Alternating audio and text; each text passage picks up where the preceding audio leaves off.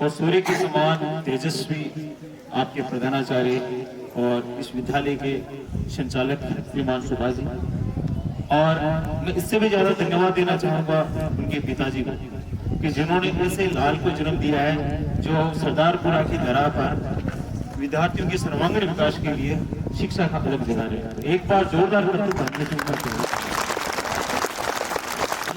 और ज्ञानवान के धनी आपके सभी स्टाफ सदस्य, आपके गुरुजी जो निरंतर अपना सर्वस्व आपके सर्वांगीण विकास के लिए यहाँ उपस्थित हुए, और साथ ही साथ तारों के समान टिमटिमाते हुए मेरे प्यारे विद्यार्थियों, आप सभी का मैं बहुत बहुत धन्यवाद ज्ञापित करता हूँ कि इस साइंस मॉडल कंपटीशन के परिणाम में बच्चों को मोटिवेट करने के लिए हमें आमंत्रित किया।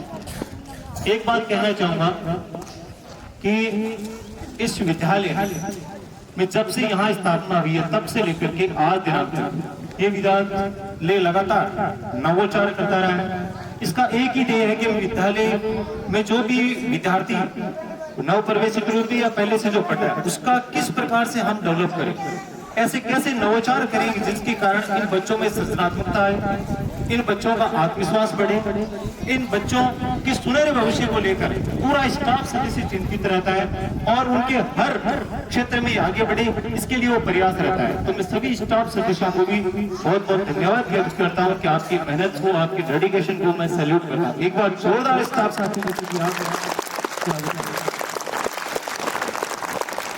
अब मैं यहाँ जो मॉडल कंपटीशन जो आयोजित उसके बारे में दो तीन बातें कहना चाहूँगा। मॉडल नजर आ रहे हैं, सारे के सारे मॉडल हैं वो इनोवेटिव हैं, क्रिएटिविटी लिए गए हैं, और साथ ही साथ में आपने जो यहाँ से सीखा है उसका वो एक प्रतिफल। देखो जीवन में परिणाम कोई मायने नहीं रखता कि कोई फर्स्ट स्थान प्राप्त करता है या सेकंड स्थान प्राप्त करता है या थर्ड स्थान प्राप्त करता है, कोई सफल होता है या असफल होता है। मेरा ऐसा मानना है कि असफलता जीवन के सौंदर्य है, उन सौंदर्य से हमें सीखना चाहिए।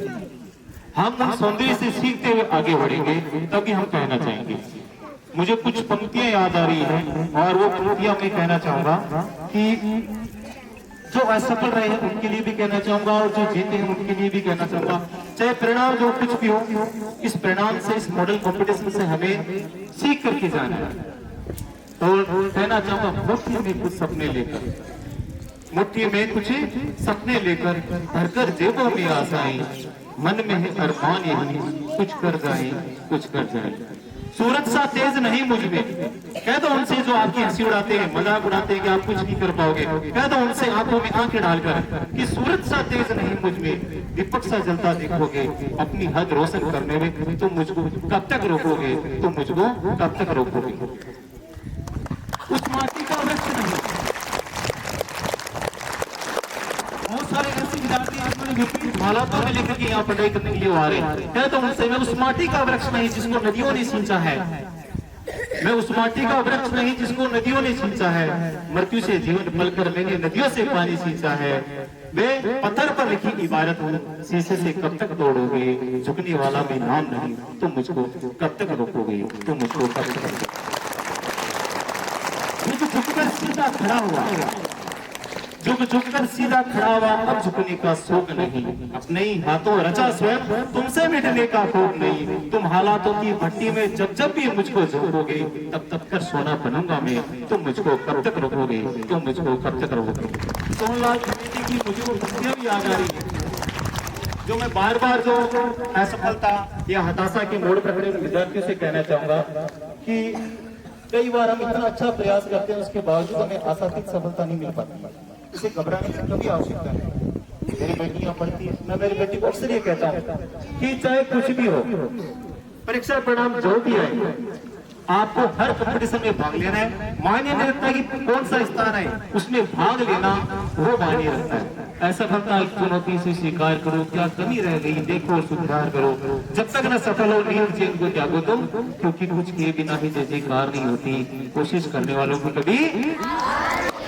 आप सभी जो यहाँ मेरे सामने बैठे हैं, भारत के भविष्य हैं, आप अपने भविष्य का निर्माण खुद कर रहे हो, माध्यम आपके गुरुजन है, आपकी शिक्षा है।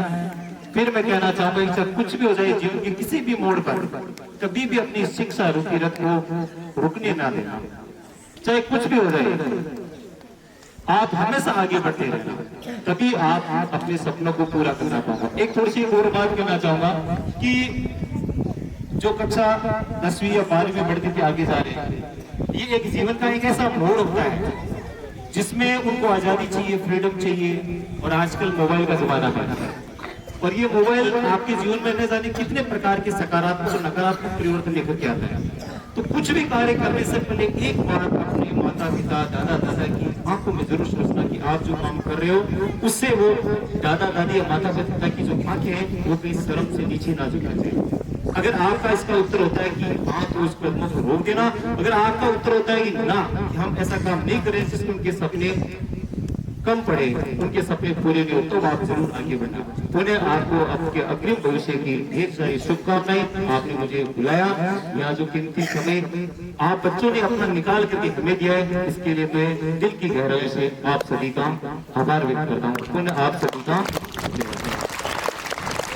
4 लाइनें बोल करके अपनी वाणी को इनाम देना चाहूंगा कि तुम दरिया से क्या पूछ रहे हो, तुम दरिया से क्या पूछ रहे हो, नीर कहां तक जाएगा, अरे खेच धनुष की डोर, इशारा साधो मंजिल पर, ये बाद में देखा जाएगा कि तीर कहां तक जाएगा। बहुत बहुत धन्यवाद।